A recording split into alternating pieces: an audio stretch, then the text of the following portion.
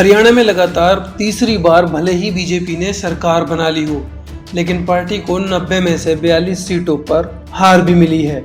अब भाजपा ने इन सीटों पर हुई हार की समीक्षा भी कर ली है। एक महीने तक बीजेपी ने हार के कारण जानने के लिए हारे उम्मीदवारों, जिला अध्यक्षों, पुराने कार्यकर्ताओं सहित आरएसएस से भी फीडबैक लिया है। प्रदेश भाजपा इकाई ने यह रिपोर्ट शीर्ष नेतृत्व को सौंप दी है।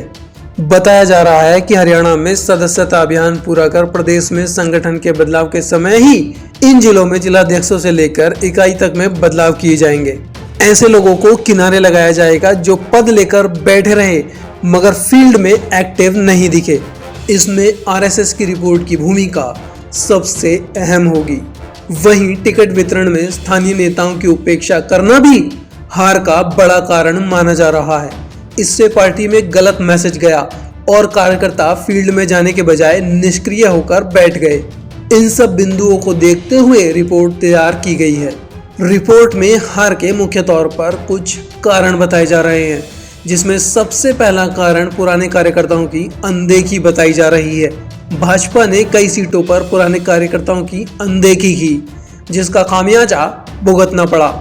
दूसरी पार्टी के नेताओं को चुनाव से ऐन वक्त पहले पार्टी में शामिल करवाया गया और टिकट दी, जिससे कई महीनों से फील्ड में तैयारी कर रहे नेताओं को झटका लगा और वह पूरे चुनाव में दूरी बनाकर रहे। उम्मीदवारों और संघ की रिपोर्ट में उन नेताओं के बाकायदा नाम भी लिख कर दिए गए हैं। दूसरा बड़ा कारण एंटी इनकम्बेंसी बताया जा रहा है। चुनाव के समय प्रदेश में भाजपा के खिलाफ एंटी इनकम्बेंसी की चर्चा रही। चर्चा यह भी थी कि बीजेपी चुनाव हार रही है और कांग्रेस जीत रही है, जिसके कारण 5% स्विंग वोटर्स कांग्रेस की तरफ चला गया।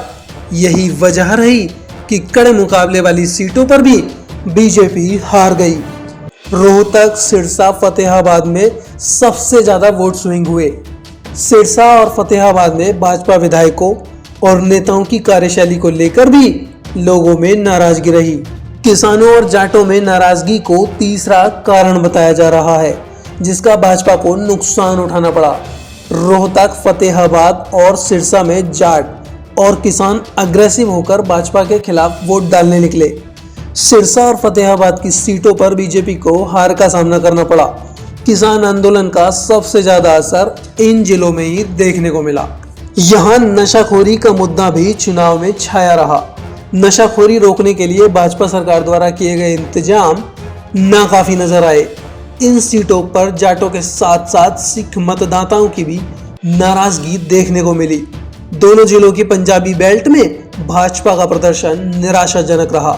टिकट वितरण को भी चौथा प्रमुख कारण बताया जा रहा है। कुछ सीटों पर टिकटों का वितरण सही तरीके से नहीं हुआ। यहाँ पार्टी का सर्वे विफल रहा।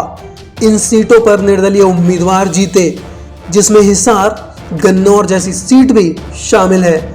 इसके अलावा सिरसा जिले में सबसे ज्यादा टिकट वितरण में गड़बड़ी हुई। मजबूत चेहरों को दरकिनार किया गया। रणजीत सिंह, आदित्य चौटाला, मीनू बेनीवाल जैसे चेहरों को पार्टी ने दरकिनार किया, जिसका खामियाजा भुगतना पड़ा। गौरतलब है कि बीजेपी प्रदेश में 5 जिलों में अपना खाता भी नहीं खोल पाई। इन जिलों में नूह, सिरसा, झज्जर, रोहतक और फतेहाबाद शामिल है। अगर बेल्ट के हिसाब से देखें तो ये जिले बागड़, देशवाल और नूह बेल्ट में आते हैं।